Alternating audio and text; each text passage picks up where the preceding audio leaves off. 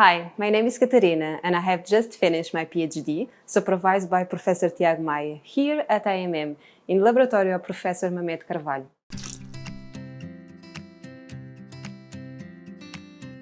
In my PhD, I researched a specific type of decisions where physical effort is involved. In 1979, two researchers, Kahneman and Tversky, postulated that people care more about possible losses than about possible gains, and a typical example of that is decisions in a casino.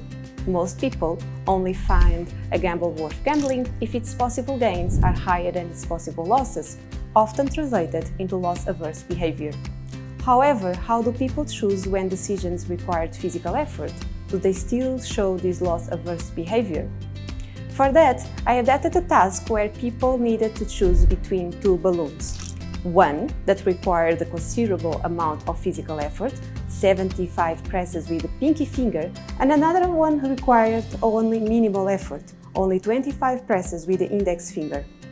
The task has the same amount of gain trials, where high effort is done to obtain gains, and no effort leads to 0 points, and loss avoidance trials, where high effort leads to 0 points, but no effort will make the participants lose points.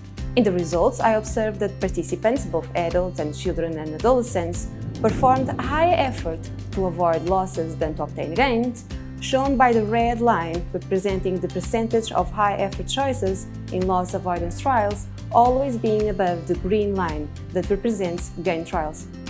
Interestingly, that behavior was not correlated and persisted when controlling for the classic loss-averse behavior obtained in decisions without effort, like the one from the casino example.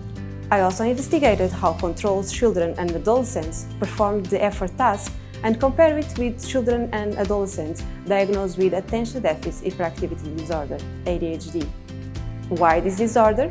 Because there is evidence that ADHD has low levels of a neurotransmitter called dopamine, and high levels of dopamine are associated with high levels of effort in effort-based decisions. In this study, I found that off-medicated patients perform less effort than controls in loss avoidance but not in gain trials, and that dopaminergic medication, methylphenidate, increased effort overall. So, on-medicated patients exert more effort in comparison with off-medicated patients in the two types of trials, and when compared with controls, they even did more effort in gain trials. This shows the clinical value of methylphenidate in effort-based decision-making for ADHD patients.